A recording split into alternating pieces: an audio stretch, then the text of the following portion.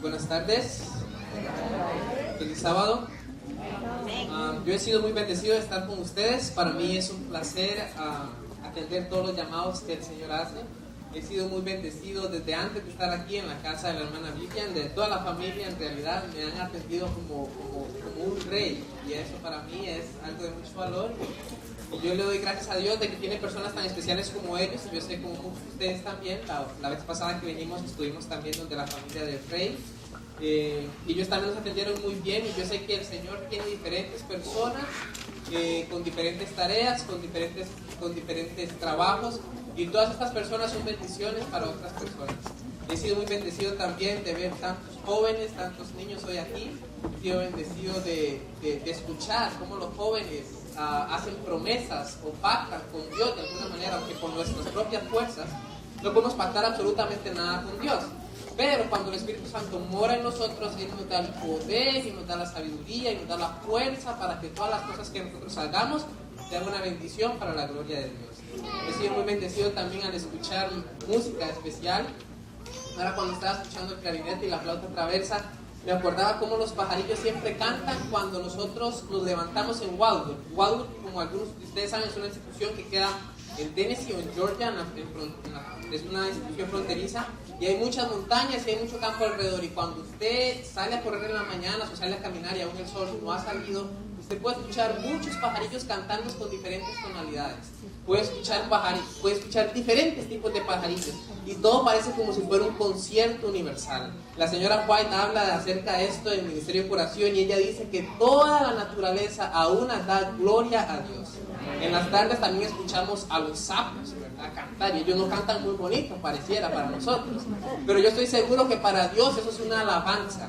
Nosotros aprenderíamos mucho cuando observamos a la naturaleza y a cada uno de los diferentes animales en su hábitat, en sus quehaceres, por así decirlo. Nosotros aprenderíamos mucho de las glorias de Dios cuando hacemos eso. Y ahora, cuando estaba escuchando lo especial, me acordé de cómo los pajarillos siempre, fielmente, todas las mañanas, se levantan bien tempranito para con sus vocecitas alabar el nombre del Señor. Nosotros tenemos también grandes talentos, tenemos grandes habilidades. Somos personas que podemos llegar a niveles altísimos, no por nuestros propios medios, sino porque conocemos la verdad de Dios. Y una vez que nosotros ponemos en práctica todas las habilidades que el Señor nos ha dado, ya seamos jóvenes, ya seamos niños o adultos, podemos llegar hasta las alturas más altas, valga la redundancia, todo para la gloria y la honra de Dios. En Ezequiel capítulo 37, es un capítulo muy emocionante, y ustedes saben que el libro de Ezequiel es un libro muy difícil de entender, inclusive entre los israelitas, entre los judíos. Usted no podía leer el libro de Ezequiel hasta cuando usted no era mayor de edad. Es uno de los libros más difíciles de comprender, y una de sus profecías son inclusive inentendibles para nosotros hoy.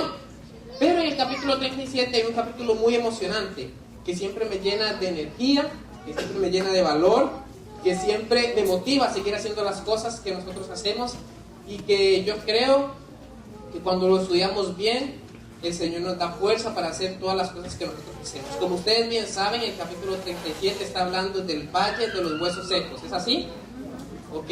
Y ustedes conocen la historia. Ezequiel recibe un llamado de Dios, y él recibe el llamado de predicar a todos los huesos, a un valle donde hay muchos huesos secos, huesos sin vida, huesos sin energía, huesos que no sirven absolutamente para nada. Pero Ezequiel aquí pone o escribe tres factores muy importantes, y yo no voy a estudiar todo el capítulo con ustedes hoy, este no es el tema, pero en el versículo 10, en la última parte, dice que se hizo un ejército grande en extremo. Yo ahora escuché un título que los jóvenes, los conquistadores, los días mayores tienen aquí, ¿verdad? ¿Cuál era? Soldados para Cristo, soldados de Jesús. Ok, aquí hay un ejército grande en extremo. ¿Cómo desearía la iglesia adventista ver un ejército en extremo predicando el evangelio por todo el mundo? Pero solo esto es posible cuando hay tres factores involucrados. En el versículo 4 dice así: me dijeron entonces, profetiza sobre estos huesos y dile, huesos secos. ¿Qué dice ahí? ¿Están conmigo o no? Solo uno escuché. ¿Ustedes tienen sus Biblias ahí? ¿Ok? La pueden ver ahí también en el videoproyector. Pero el versículo 4 dice, oíd palabra de Jehová. Es el primer factor, número 1. Usted puede ser cualquier persona, usted puede alcanzar cualquier éxito, pero si usted no tiene la palabra de Jehová en su corazón, las cosas van a ser muy difíciles. La interpretación de todas las cosas y circunstancias que van a pasar en su vida va a ser muy difícil. Pero cuando usted tiene palabra del Señor, usted es sabio. Sabio para salvación y sabio para el trabajo. Después dice el versículo 5, así ha dicho Jehová el Señor a estos huesos, he aquí yo hago entrar, ¿qué? Espíritu en vosotros, ¿y qué? Y viviréis. El otro factor es el espíritu que el Señor pone en nosotros para que nosotros tengamos vida. Sin eso, nosotros no tenemos vida. Sin eso no podemos ser el ejército grande en extremo que está en el versículo 10. Nosotros necesitamos palabra de Jehová y necesitamos también espíritu que entre en nosotros para que nosotros tengamos vida. Y estas dos cosas nos llevan a entender lo que el versículo 6 dice. Y pondré tendones sobre vosotros, y haré subir sobre vosotros carne, y os cubriré de piel, y pondré en vosotros espíritu, y viviréis, y sabréis que ¿qué? Ese es el péndulo en el que juega toda la Biblia y toda la revelación de Dios. Ustedes pueden ver en el Génesis que el ser humano siempre se ha enfocado en huir de la presencia de Dios, mas Dios siempre se ha enfocado en darse a conocer. Nosotros tal vez, muchos de nosotros podemos explicar quién es Jehová, tal vez, solo tal vez muchos de nosotros podemos explicar quién es Jehová, otros tal vez no lo puedan explicar, pero una cosa muy diferente es explicar quién es una persona a saber realmente quién es la persona. Ustedes pueden ver desde el Génesis hasta el Apocalipsis que todo lo que habla en estos libros nos habla de quién es Jehová. Una vez que nosotros conocemos a Jehová, y eso lo dijimos la última vez que venimos, una vez que nosotros conocemos a Jehová, es imposible apartarse de su presencia. Porque Jehová, porque el Señor Jesucristo, porque nuestro Dios es la persona más excepcional, extraordinaria que puede existir en el mundo. Y una vez que usted conoce a esa bella y hermosa persona, usted aprende entonces lo que dice el salmista, a adorarlo en la hermosura de su santidad. ¿Por qué nosotros nos quejamos de los problemas? ¿Por qué nosotros nos quejamos de las circunstancias? ¿Por qué nosotros no tenemos el poder que tenía la iglesia en el pasado? ¿Por qué nosotros no conocemos a Jehová? ¿Por qué nosotros no estudiamos su Biblia? ¿Por qué nosotros tenemos tantas dificultades para poder expresar lo que Dios es para nosotros? ¿Por qué nosotros seguimos teniendo la misma vida que tenemos y no tenemos una vida de poder, de valor como la que tenían los apóstoles? Simple y sencillamente porque no conocemos a Jehová. Pero una vez que haya palabra de Jehová, una vez que haya el Espíritu de Jehová, nosotros vamos a saber entonces quién es Jehová. Y después de estas cosas, seremos un gran ejército en extremo. Y cuando seamos un ejército en extremo, yo estoy completamente seguro que esta tierra se conmoverá y se sacudirá. Porque Cristo obrará por nosotros para honra y gloria de su nombre. ¿Qué les parece si oramos para empezar? Oremos. Señor y Padre que estás en el cielo, santificado sea su nombre. Señor, venimos ante usted en esta hora para pedirle una bendición muy grande, ya que con nuestros medios no podemos hacer absolutamente nada. Señor, tenemos años tras años de estar aún en esta tierra y parece más bien que caminar hacia el cielo, estamos acomodándonos más a esta tierra. Señor, nosotros queremos pedirle perdón por todos nuestros pecados, por todas nuestras faltas, por todas nuestras ofensas a su nombre. Y queremos pedirle, Señor, que por favor purifique nuestros corazones y abra nuestras mentes para que nuestra vida pueda ser un reflejo de las glorias de Cristo. Amén. Señor, por favor, permita que en esta hora cada uno de nosotros seamos bendecidos. Usted sabe que no puede hacerse absolutamente nada bien si usted no pone el sello, si usted no santifica nuestros corazones, si usted, Señor, no está en nuestro medio. Así que por favor esté con nosotros y permita que el mensaje, Señor, que se va a escuchar en esta tarde pueda ser de bendición para cada uno de nosotros y pueda traer, Señor, cambios en nuestra vida para que glorifiquen su nombre. Gracias, Señor, por su palabra y gracias por todas sus revelaciones que nosotros hemos tenido a través de estos años. Gracias, Señor, por su iglesia también. Gracias, Señor, por estas verdades y gracias por el sacrificio maravilloso que hizo Cristo Jesús en la cruz por nosotros. Gracias, Señor, por el poder para resistir las tentaciones y gracias, Señor, porque en esta hora estamos aquí para glorificar su nombre. En Cristo Jesús. Amén. A mí me gusta mucho pensar en Martín Lutero. Ustedes conocen a Martín Lutero, ¿verdad? Martín Lutero fue un hombre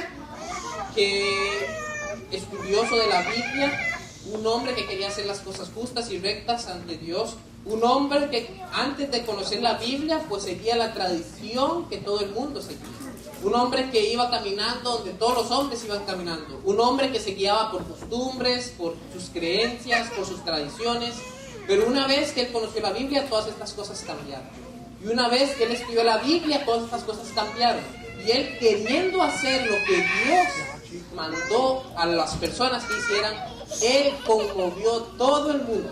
Y para los que no saben, por Martín Lutero hoy nosotros tenemos libertad religiosa. Por Martín Lutero hoy nosotros tenemos, por así decirlo, libertad para adorar, libertad de adoración.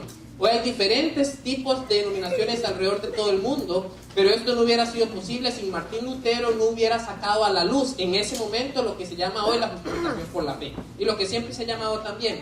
Pero Martín Lutero no tenía intenciones de conmover o cambiar el mundo. Martín Lutero no tenía las intenciones de virar la ideología o la metodología con la que se venía trabajando en la Edad Media. Él simple y sencillamente hizo lo que Jehová dijo. Y cuando él hizo lo que Jehová dijo, Jehová le dio poder para soportar las mayores y más grandes tentaciones y traer un impacto tan grande que hasta en los días de hoy recordamos quién es él. Hay muchos libros y biografías acerca de Martín Lutero. Elena de White escribió mucho acerca de Martín Lutero en el conflicto de los siglos. Y hoy nosotros, estudiando su vida, podemos darnos cuenta que el Señor tiene grandes planes para nosotros. La reforma no ha terminado. Hoy nosotros vivimos un mundo que en vez de ir para arriba, está yendo para abajo. Hoy nosotros vivimos en un mundo donde las cosas se van haciendo cada vez más difíciles. Y yo creo que no es ningún secreto para algunos de ustedes que cada vez las cosas están más difíciles, hablando económicamente, hablando de salud médica, hablando de moralidad y todas estas cosas que la vez pasada estudiamos cuando vinimos todos, cuando vino todas las personas conmigo desde Wildwood. Pero Dios nos ha llamado a todos nosotros para ser reformadores, para construir otra vez el portillo que se ha dañado. Dios nos ha llamado a todos nosotros para hacer cosas grandes por su nombre. Yo quiero estudiar con ustedes una persona muy especial en la Biblia, una persona que tipológicamente hablando llevó o hizo que Israel pudiera entrar en la Canaán terrenal. Y hoy Dios necesita personas que lleven o que hagan posible de que todos nosotros entremos en la Canaán celestial.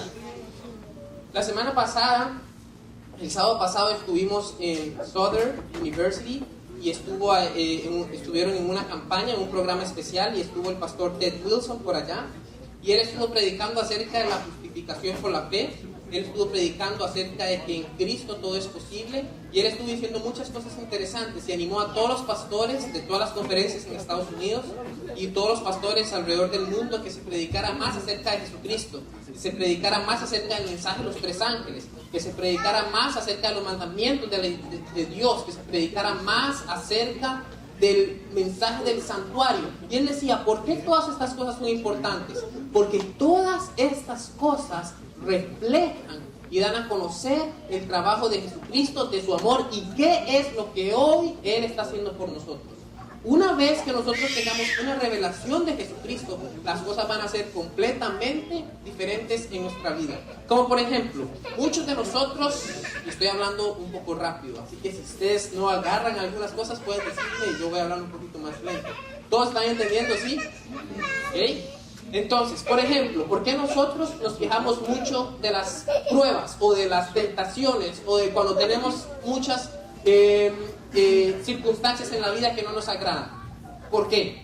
Yo he pasado por muchas pruebas en Costa Rica. Nosotros al principio, antes de ser adventistas o siendo adventistas, yo me acuerdo que nosotros casi por un mes o 2 meses desayunábamos pan blanco con agua y azúcar, porque mi mamá la habían despedido del trabajo y no tenía dinero para sustentar las necesidades básicas que nosotros necesitábamos. Y yo me acuerdo que yo todo el tiempo me quejaba más que yo era un niño o un muchacho como de 14 o 13 años, y yo quería ser como todos los muchachos de 14 o 13 años son. Tener tenis de marca, tener ropas, ¿verdad?, bonitas, andar con los muchachos y disfrutar del mundo como todo el mundo disfruta. Pero yo no podía hacer eso porque era una persona muy pobre en ese momento, que estábamos pasando por una circunstancia. Y yo me acuerdo que yo un día tras otro día, al igual que mi hermano menor, nos dejábamos todos los días de vivir en esa pobreza. Muchos de nosotros, hoy inclusive ya siendo personas maduras, pasamos por problemas difíciles, ¿cierto o no? Y más cuando usted vive en lugares donde no hay tantas facilidades como en los Estados Unidos. Hace poco también estuve en Bolivia y vi que muchas personas allá sufren de muchas pobrezas. Y siempre las personas se quejan de todas las cosas. ¿Por qué? ¿Ustedes alguna vez se han puesto a pensar por qué nosotros nos quejamos tanto de las dificultades? ¿Alguna vez se han puesto a quejar por qué nos quejamos, se han puesto a pensar por qué nos quejamos tanto de las tentaciones? ¿Alguna vez se han puesto a pensar en eso? Si ustedes leen Romanos 8, capítulo 8, versículo 28, se da cuenta que Pablo dice que todas las cosas para los que aman a Dios nos ayudan a bien. Y Santiago, él escribió todo un capítulo, todo un libro de la Biblia, se llama Santiago, diciendo que las tentaciones Dios las usa para perfeccionar nuestro carácter. Y nosotros cuando estábamos en Guadalupe recibiendo una clase que se llama acerca de calidad, cómo ser hombres de calidad, nuestro profesor decía que cuando usted está en tentaciones debería ¿qué? Regocijarse y dar gloria a Dios en vez de murmurar. ¿Es eso lógico? ¿Verdad? Si nosotros pensamos un poquito humanamente, eso no es lógico, ¿verdad? Lo lógico sería murmurar por la situación. Lo lógico sería tratar, ¿verdad?, las personas que son positivas, tratar de solucionar las cosas y buscar una salida obvia, humanamente hablando, para solucionar el asunto. Pero lo que la Biblia nos dice es glorifique a Dios en la prueba y confíe completamente en Él. Pero nosotros como seres humanos, eso es lo último que hacemos. Si lo hacemos, y es porque ya no tenemos otra opción. ¿Es eso cierto, sí o no? Yo creo que todos pasamos por eso, ¿verdad? La Biblia muchas veces a nuestro pensamiento humano parece ser irracional, pero los irracionales realmente somos nosotros. ¿Por qué? Porque nosotros vivimos una vida normal, porque nosotros vivimos una vida, y me gusta decir normal, porque es una vida normal, sencilla, como las que todo el mundo vive, como la cultura nos ha enseñado. ¿Es eso cierto, sí o no? Pero cuando usted lee en la Biblia, cuando usted ve el poder de Dios a través de sus profetas, cuando usted ve el poder de Dios a través de sus apóstoles, cuando usted estudia lo que ellos sufrieron, cuando usted estudia lo que ellos hicieron, entonces usted empieza a pensar un poquito diferente. Y usted se da cuenta que estas cosas entonces no son realmente como la sociedad las pinta. En Mateo, antes de ir al libro de Éxodos, en Mateo capítulo 5, y eso estábamos hablando ahora también en la cartilla, Dios, en el repaso de la lección, Jesús predica a los discípulos lo que llamamos el Sermón del Monte y explica a sus discípulos y a todos los que estaban alrededor escuchando todas las verdades del Evangelio que ellos habían, o que la sociedad, por así decirlo, había adulterado. Todas las verdades de Dios ellos las tomaron y las cambiaron. Y todos los judíos en ese momento tenían una falsa comprensión de los mandamientos de Dios. Tenían una falsa comprensión de quién era Jehová. Y yo creo que nosotros hemos estudiado mucho eso en la lección, cuando hablamos de la ley, cuando hablamos del amor y cuando hablamos de todas las cosas que los judíos hacían mal, pensando que Dios lo había revelado así en el Antiguo Testamento y no era realmente así. Jesús vino para reformar todas estas cosas, y en el Sermón del Monte, que empieza en el capítulo 5 del libro de Mateo, nos damos cuenta que Él trajo toda la ley de Jehová y la explicó como realmente era. Pero me gusta mucho en el versículo, en el capítulo 5, ¿sí? En el versículo 47. ¿Ustedes están conmigo ahí? ¿Ok? El versículo 48 dice así: sed pues vosotros, ¿qué dice? Perfectos como ¿quién? Es perfecto. Ahora, nosotros deberíamos preguntar qué significa la palabra perfecto. ¿Es posible ser perfecto como Dios que está en los cielos es perfecto? Muchos de nosotros nos han enseñado en las escuelas que la perfección no existe, ¿verdad? ¿Cierto, no? Nos han enseñado. Pero usted puede ver en la Biblia que a Job se le llamó perfecto y recto, justo ante los ojos de Dios. Puede ver en la Biblia que a Abraham se le llamó perfecto. Y ahora Dios, ahora Jesucristo, nos dice: vosotros sois perfectos como vuestro Padre que está en los cielos es perfecto. Entonces nosotros con nuestra mente humana podemos pensar, eso es un poco irracional, ¿verdad? Pero es la Biblia la que está diciendo lo que nos está diciendo eso. Así que realmente somos nosotros los que somos irracionales. Y si usted lee todo el contexto, empezando desde el versículo 38, ¿de qué nos está hablando? Del amor a quienes, a nuestros enemigos. Y mire, usted puede ver en el versículo 39, dice Jesús: pero yo os digo, no registráis al que es malo, antes a cualquiera que te hiere en la mejilla derecha, devuélvele un puñetazo. No, ¿verdad? Eso sería lo racional. Pero él dice: ponle la otra mejilla. Y dice en el versículo 40: y al que quiera ponerte a pleito y quitarte la túnica, dale también la capa. ¿Y ustedes sabían que la capa era más cara que la túnica? Miren qué interesante.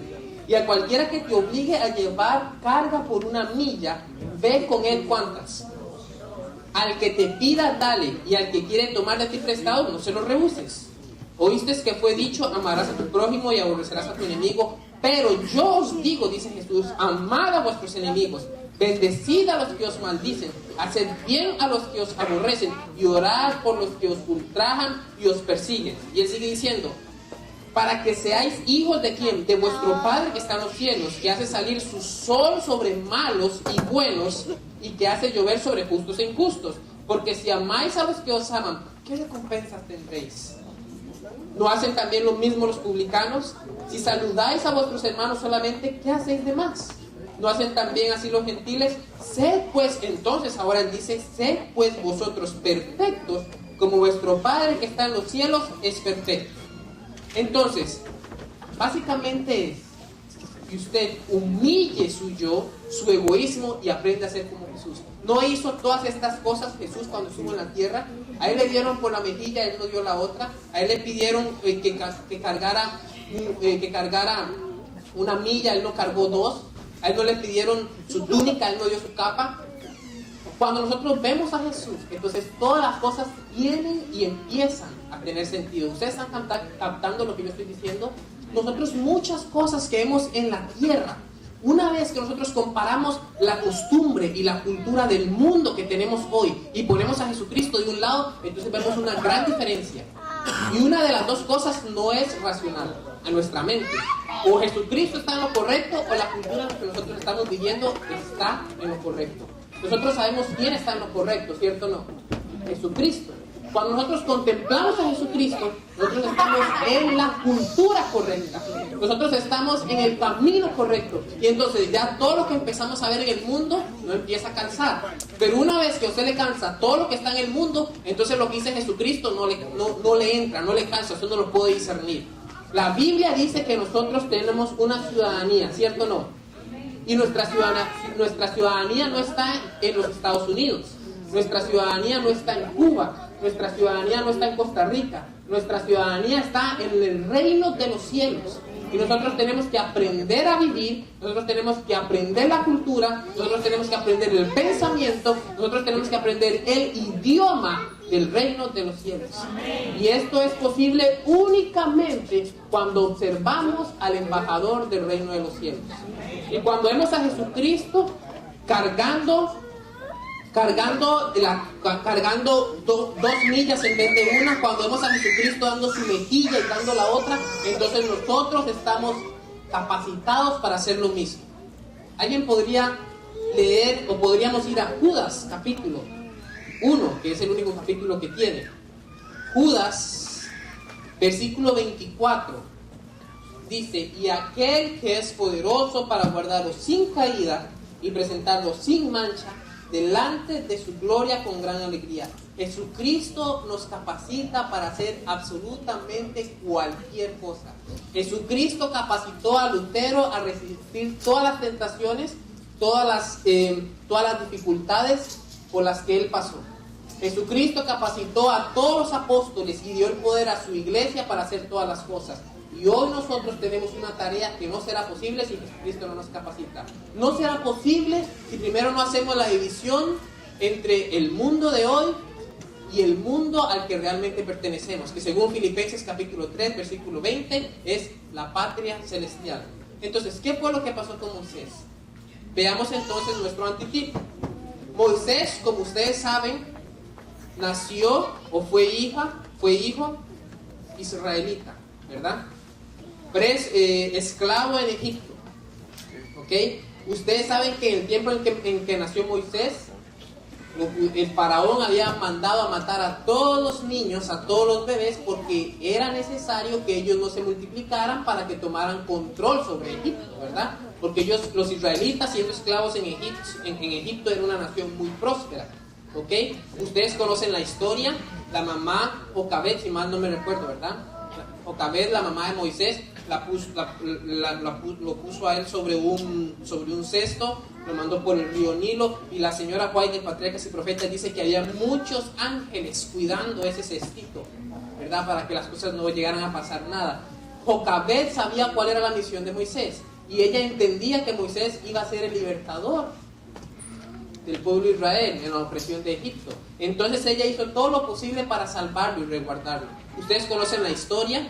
Y entonces la princesa del faraón ve a ese niño lindo, hermoso, llorando, y ella se enamora del niño. La princesa sabía que era un niño israelita, por supuesto que sí. ¿Okay?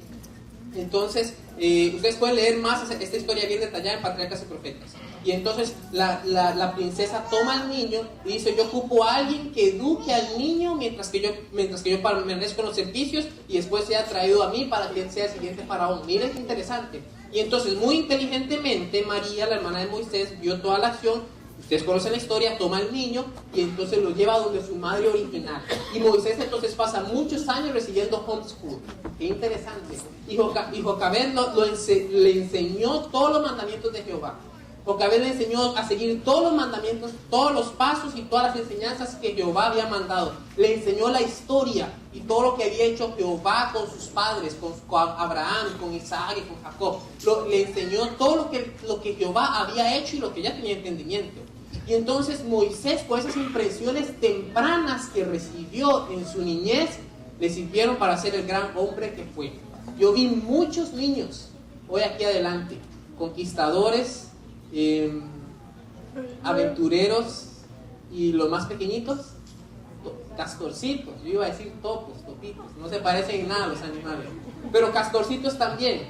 Y ustedes saben, todos estos niños que ahora están sentados por ahí, yo vi un montón por aquí. Todos estos niños que están aquí, allá hay una, todos estos niños que están aquí tienen un gran trabajo y un gran llamado para la gloria de Dios.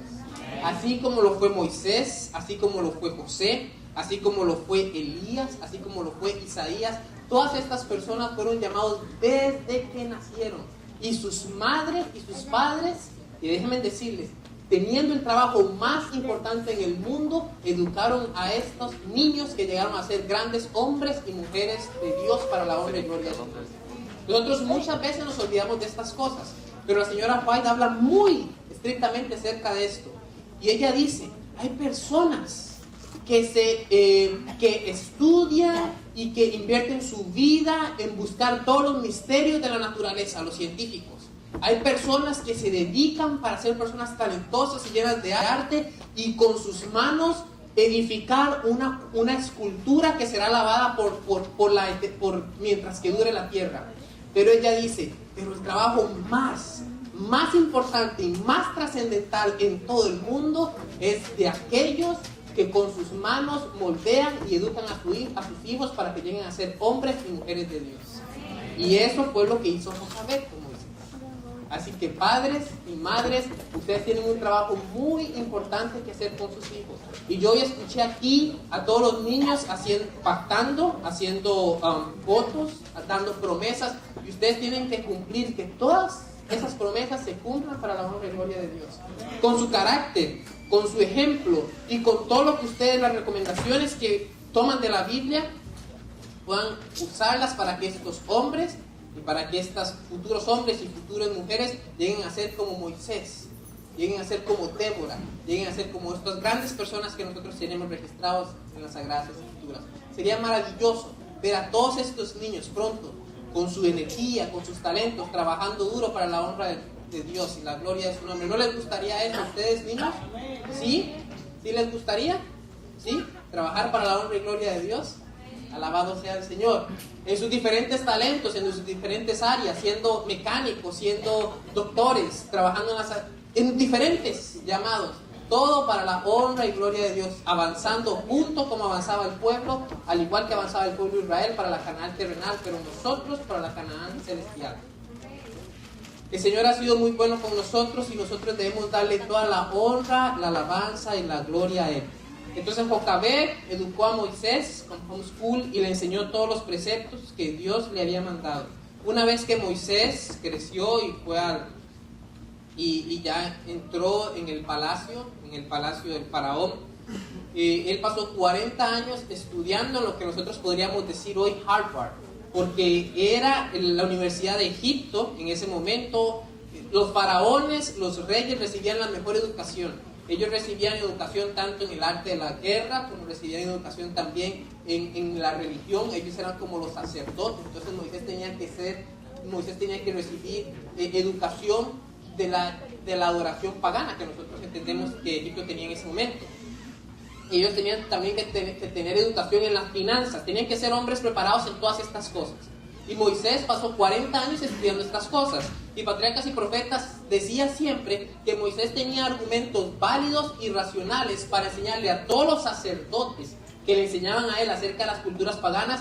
Él tenía argumentos racionales y lógicos para decirles que toda esta religión era falsa, mas la religión de los judíos era religión verdadera. Imagínense qué bien lo había educado su madre, ¿verdad? Para tener argumentos poderosos con respecto a esto y poder contrarrestar los argumentos que le enseñaban los sacerdotes de Egipto.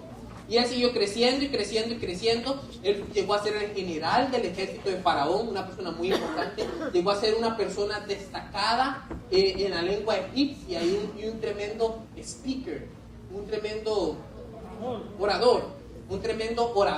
Llegó a ser una persona muy talentosa, no porque estudió en la Universidad de Egipto, sino porque Dios lo estaba iluminando. Inclusive, Patriarcas y Profetas dicen que él, en muchas oportunidades, ángeles le decían a él cómo tenía que hacer y bajaban donde él recordándole la misión que él tenía que hacer. Imagínense qué importante. Moisés tenía un trabajo importantísimo que hacer. Entonces, ¿qué fue lo que pasó? Pues ustedes conocen la historia. Moisés un día salió al pueblo de Israel para ver cómo ellos se comportaban. La señora Juárez explicó un poquito más de esto. Y Moisés les decía que pronto su cautiverio iba a terminar. Moisés les decía que pronto ellos iban a ser libertados, pero ellos no creían. Eran esclavos y habían pasado muchos años en la esclavitud. Y bueno, ustedes conocen la historia que Moisés entonces mató a un soldado del ejército de Faraón. Y entonces cuando Moisés hizo eso, entonces Faraón se dio cuenta y quedó convencido de que Moisés iba a tomar control de todo Egipto y revocar el reino de Egipto y dárselo a Israel, que en ese momento eran cautivos. Entonces Faraón dijo, tenemos que asesinar a Moisés. Y Moisés, escuchando estos rumores, Moisés salió y huyó para el desierto. Y ahí fue donde pasó otros 40 años, ya no ahora en la escuela, ya no ahora en la Universidad de Egipto, sino en la Universidad de Dios. 40 años en el desierto cuidando qué. Porque él cambió todas las paredes de piedra, cambió el palacio del faraón, cambió la comida del faraón, por ahora aprender a ser manso y humilde de corazón en la escuela de Cristo. Y de él está escrito que él era el hombre más manso sobre toda la tierra en ese momento. ¿No es eso maravilloso? 40 años Moisés tuvo que desaprender todo lo que había aprendido en la Universidad de Egipto. 40 años aprendiendo a ser manso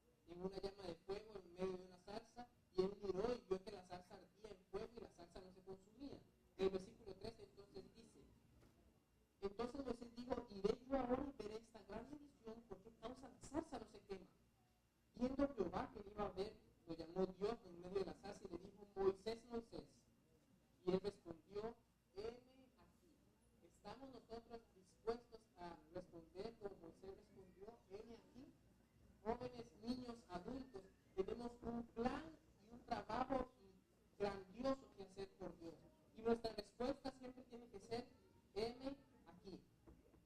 En el versículo, en el capítulo, en el siguiente capítulo, en el capítulo 4,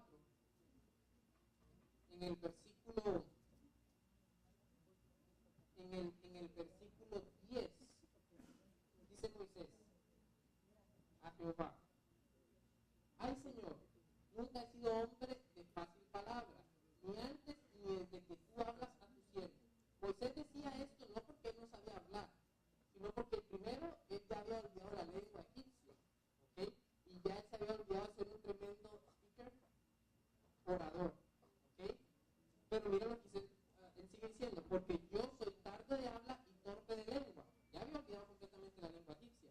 Y dice en el versículo 11, y Jehová le respondió: ¿quién dio la boca al hombre? ¿O quién hizo al mudo y al sordo, al que ve y al ciego? Y hace la pregunta: ¿no soy yo Jehová? ¿Ustedes entienden esa pregunta? ¿No soy yo Jehová? Es decir, ¿no me conoces? ¿No soy yo Jehová? ¿Qué significa Jehová? ¿No soy yo el que hace posible todas las cosas? ¿No soy yo el que le da poder a todas las personas? ¿No soy yo el que no tiene límite? ¿No soy yo no soy yo Jehová? ¿Ustedes saben qué significa eso? No soy yo Jehová. Es decir, cuando Jehová está con nosotros, ¿no es Él Jehová? ¿No puede hacer Él todas las cosas? ¿Hay algo imposible para Él? Por supuesto que no. Entonces, Moisés: ¿no soy yo Jehová? Esa firma es la firma que da poder a cualquier persona. Si Jehová está con nosotros, ¿quién contra nosotros? Alabado sea el nombre del Señor. Ustedes conocen la historia. Y Moisés entonces emprende una lucha con el faraón, y Jehová hace grandes señales a través de la vara y manda plagas, y después de eso entonces pasan muchas cosas en el pueblo de Israel. Jehová saca al pueblo de Israel de Egipto, y pasan cosas extraordinarias con Moisés. Y Moisés hizo cosas extraordinarias, sorprendentes, cosas que la ciencia hoy no puede explicar, cosas que en nuestra mente no pueden caber, pero cosas que fueron posibles para la gloria y honra de Dios, porque Él es Jehová. Ahora, miren qué interesante. ¿Cuál era el secreto de Moisés? El secreto de Moisés era el mismo secreto que tenía la primera iglesia apostólica. Nosotros nos preguntamos cómo Pablo y todos los apóstoles en ese tiempo pudieron hacer tantas cosas en ese tiempo. Cómo ellos inundaron casi todo el mundo del evangelio. Y si venimos un poquito más acá, nos preguntamos cómo Lutero, cómo Zwinglio, cómo Wycliffe, cómo Latimer y todos esos reformadores de la Edad Media pudieron hacer grandes cosas en la Edad Media. Cómo pudieron volcar el mundo y conmover el mundo a la verdad del evangelio, que hasta ese momento tenían. Y si vinimos un poquito más para acá, saliendo de la Edad Media, nos preguntamos cómo nuestros pioneros de la iglesia, Miller, la familia White, como Bates, y cómo todos estos grandes pioneros hicieron cosas maravillosas para la gloria de Dios. Cómo ellos estuvieron capacitados, cuál fue el impulso que ellos tenían, porque ellos lograron hacer la misión que hicieron. Gracias. ¿Cuál era el secreto que ellos tenían? Jehová le preguntó a Moisés: ¿no soy yo Jehová? ¿Y qué tal entonces si lo vemos aquí en el versículo 33? Éxodo capítulo 33,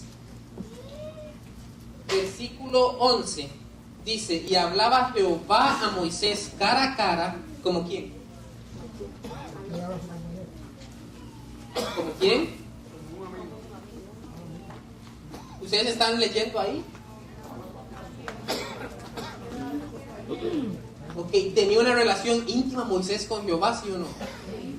Ahora, en el versículo 18, Moisés le dice a Jehová: te ruego que me muestres tu gloria. Y le respondió Jehová: yo haré pasar todo mi bien delante de tu rostro, y proclamaré el nombre de Jehová delante de ti, y tendré misericordia del que tendré misericordia, y seré clemente para el que seré clemente. Moisés le ha dicho a Jehová que si su presencia no iba con ellos no iban a ir a ningún lado. ¿Okay? El pueblo de Israel, ustedes saben, había pecado en ese momento, y Dios había prometido su presencia, y Moisés dice: si su presencia no está con nosotros, entonces nosotros no vamos a ir a ningún lado. Y Moisés valientemente le dijo a Jehová: muéstrame tu gloria. ¿Qué era lo que Moisés estaba diciendo a Jehová en ese momento? Muéstrame tu gloria, significa permíteme saber quién realmente eres tú. Permítame saber quién es ese Jehová en el que nosotros confiamos. Y en el siguiente capítulo, cuando Jehová pasa frente a Moisés, solo ve sus espaldas, Moisés dijo algo extraordinario que a nosotros nos hace entender qué fue lo que él vio. En el versículo 6 del capítulo 34 dice: y pasando Jehová por delante de él, proclamó: Jehová, Jehová, fuerte, misericordioso y piadoso, tardo para la ira y grande en misericordia y verdad, que guarda misericordia a millares, que perdona la iniquidad, la rebelión y el pecado, y de que en ningún modo tendrá por inocente al malvado, que visita la iniquidad de los padres sobre los hijos y sobre los hijos de los hijos a la tercera y cuarta generación.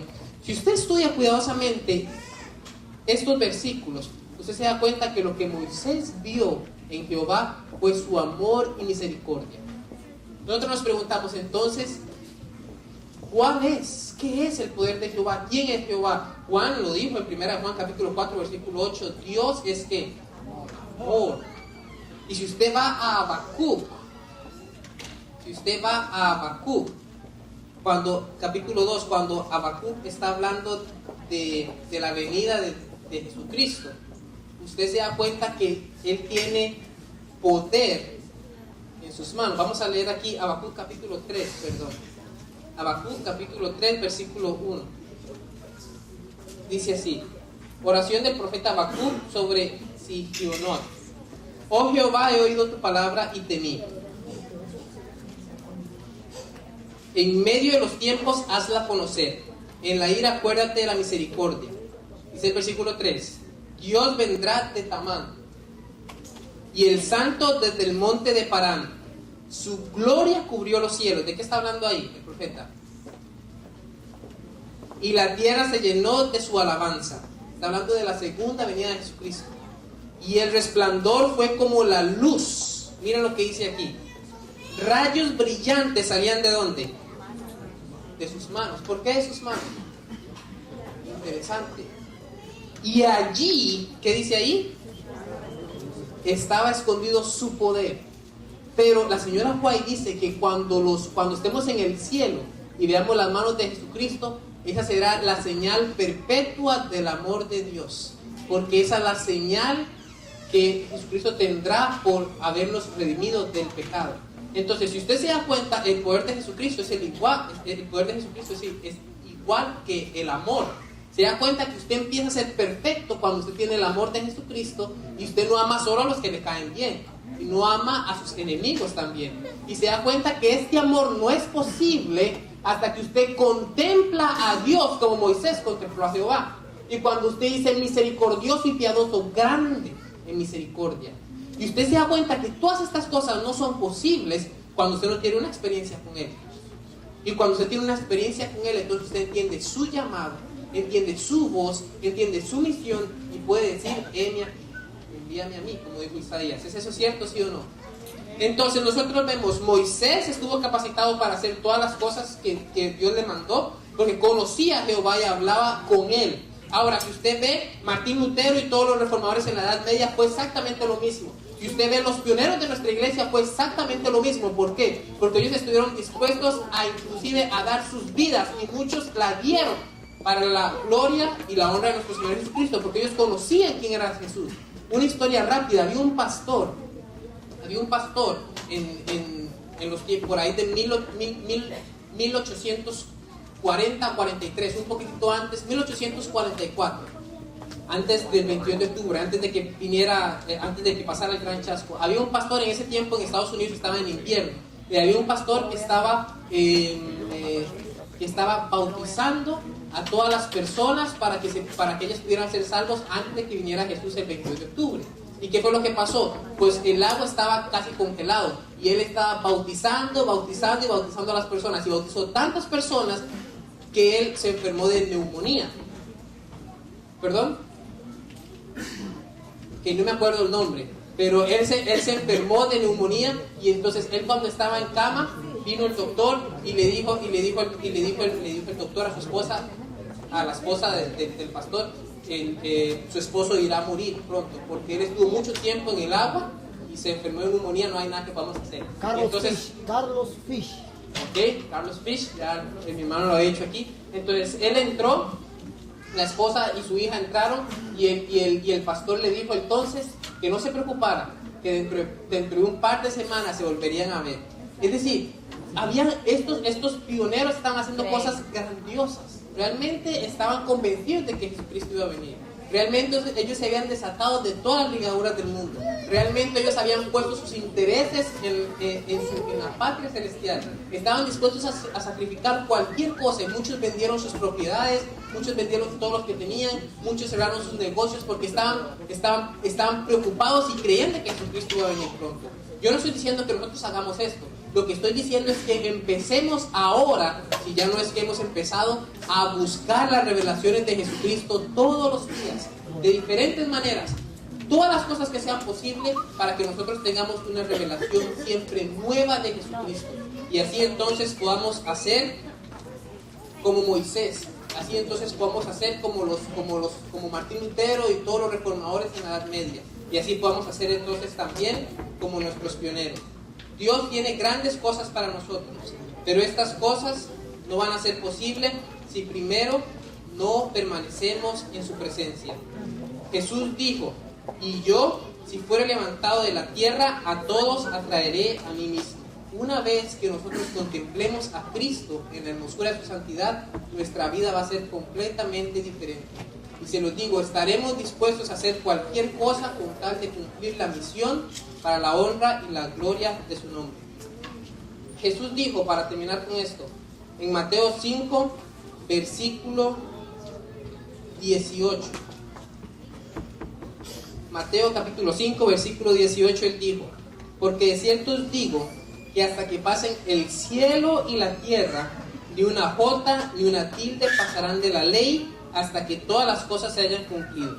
De manera que cualquiera que quebrante uno de estos mandamientos muy pequeños, y así enseña a los hombres, muy pequeño será llamado en el reino de los cielos. Mas cualquiera que los haga y los enseñe, ese será llamado grande en el reino de los cielos. ¿Qué significa quebrantar uno de estos mandamientos muy pequeños? Discurso Maestro de Jesucristo, página 48. Dice la señora White que el quebrantar los mandamientos de Dios es desviarse de un ápice de su voluntad. Es decir, nosotros entendemos que Juan dice que, primera de Juan capítulo 3 versículo 4, que el pecado es infracción de la ley, pero ella va todavía más profundo diciendo que nosotros cometemos pecado o infringimos los mandamientos cuando nos desviamos por un centímetro, por una tilde o por una jota, que eran las palabras más pequeñas en el calendario, en ese momento, perdón, en el abecedario, cuando nos desviamos un poquitito de la voluntad expresa de Dios. ¿Y cómo nosotros sabemos la voluntad expresa de Dios? Tenemos no solo las escrituras, sino todos los testimonios que hablan grandes cosas de cómo nosotros podemos hacer la voluntad del Señor. Y si usted quiere entonces empezar a obrar como Dios quiere que usted obre, empecemos a buscar a Cristo en la revelación que nosotros ya tenemos desde hace mucho tiempo. Yo espero que el Señor les bendiga y que podamos hacer grandes cosas por el Señor. Yo confío plenamente que pronto estaremos todos reunidos en la patria celestial, vestidos con un vestido blanco, adorando a nuestro Cordero, no porque nosotros fuimos buenos, sino porque Él ha sido bueno, nos salvó y nos dio poder para soportar las tentaciones. Que el Señor les bendiga, que el nombre de Jesucristo sea glorificado y que cada día podamos seguir creciendo más para la honra y gloria de Dios.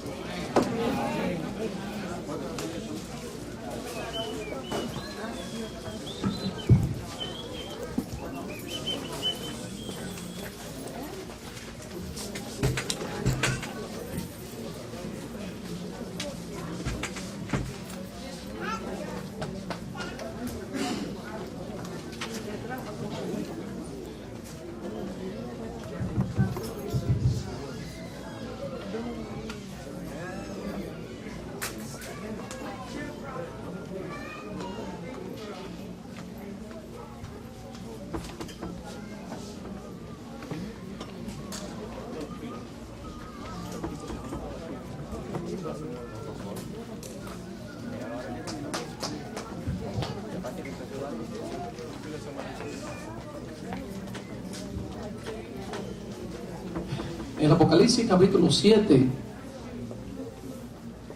Juan dice que después de esto vio una gran multitud, la cual nadie podía contar, de todas las naciones, tribus, pueblos y lenguas, que estaban delante del trono y en la presencia del Cordero. Y más hacia adelante, o siguiendo la palabra, dice que uno de los ancianos le dijo entonces: estos que están vestidos de ropas blancas, ¿de dónde han salido? ¿Quiénes son? Él les dijo: Señor, tú lo sabes. Y él les dijo: estos son los que han salido de la gran tribulación y han lavado sus ropas y las han emblanquecido por la sangre del Cordero. Los mares se abren y los muertos resucitan de las tumbas, se levantan los cautivos libres ya, aquellos que viven la tierra recibe la simiente de Abraham como la arena del mar. Estos son los que vienen de gran sufrimiento, y han lavado sus ropas en Cristo el Cordero, han pasado de angustias a grandes victorias por la sangre del Cordero de Dios.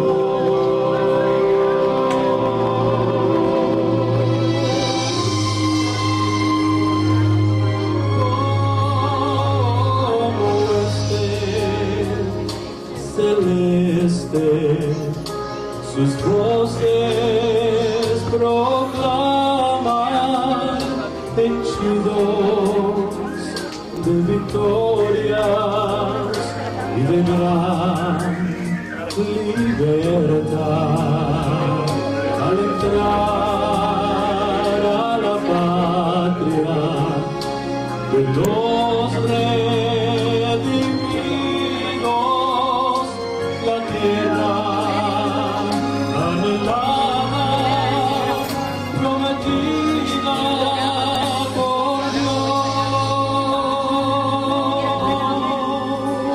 Todos los peregrinos ya no son más extranjeros, el cansado y el perdido ya no vaga más. La mesa está lista para la gran fiesta y la gran venida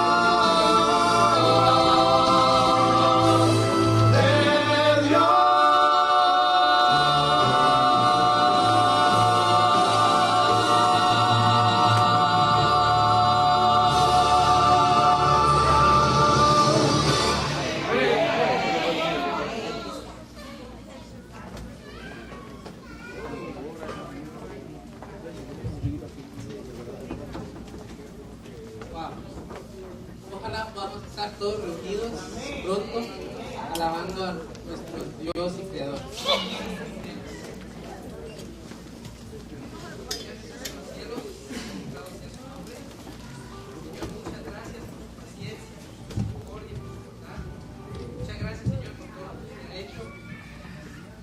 Muchas gracias, Señor, porque sabemos que nosotros, siendo imperfectos, pecadores, usted sigue teniendo misericordia para nosotros. Usted sigue, Señor, dándonos poder para soportar las tentaciones y sigue mandando, Señor, luz y sabiduría del cielo para que nosotros podamos saber por dónde guiarnos, qué decisión, qué camino tomar. Diga, Señor, de una manera especial a cada persona que estamos aquí. Diga, Señor, nuestras decisiones y por favor permita que podamos tomar decisiones, cambios en nuestra vida que glorifique su nombre y que podamos estar más cerca de usted también. Bendiga, Señor, la iglesia, bendiga los planes que tiene la iglesia, bendiga, Señor, a todas las cosas que ellos necesitan hacer, conseguir o buscar, como un nuevo templo, una nueva construcción. Por favor, esté con ellos y bendiga al pastor de una manera especial también, a los líderes, a toda la junta de iglesia, a los directores de diferentes secciones, esté con ellos también y guíelos. Y bendiga, Señor, de una manera especial a los jóvenes, a los niños, que ellos puedan seguir siendo pulso y pueden llegar a ser el motor de la iglesia, Señor, y así ellos puedan, junto con todos los niños alrededor del mundo y jóvenes, poder terminar la obra para que Cristo pueda venir pronto. Señor, gracias por su paciencia y gracias por este sábado. Gracias, Señor, por todo lo que usted ha hecho. Por favor, esté con nosotros y permita que podamos seguir deleitándonos y gloriándonos en su presencia. En el nombre de Jesús oramos. Amén.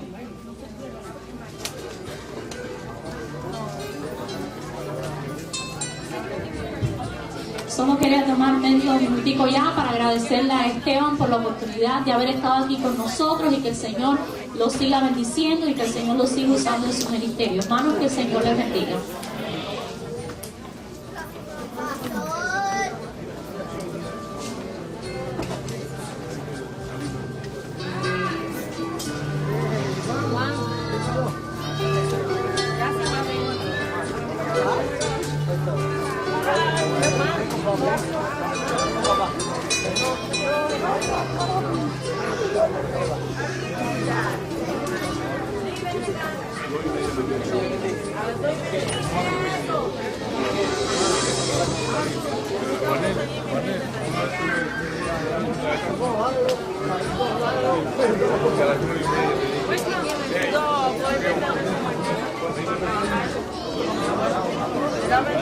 Después que yo termine, yo que no tiene ganado.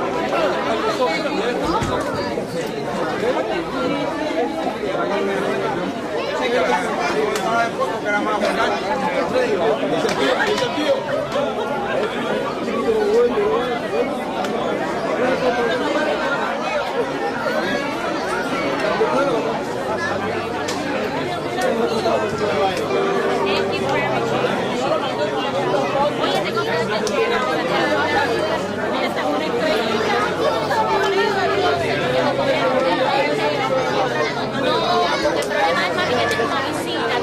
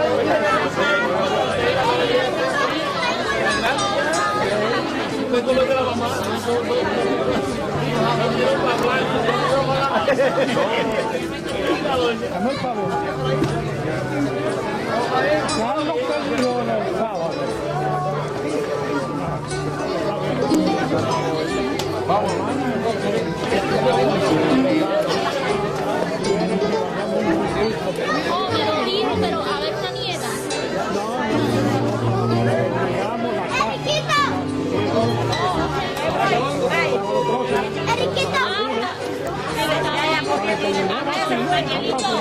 Porque a las 3 de la tarde se continúa a ir a un asilo de ancianos también. Mira,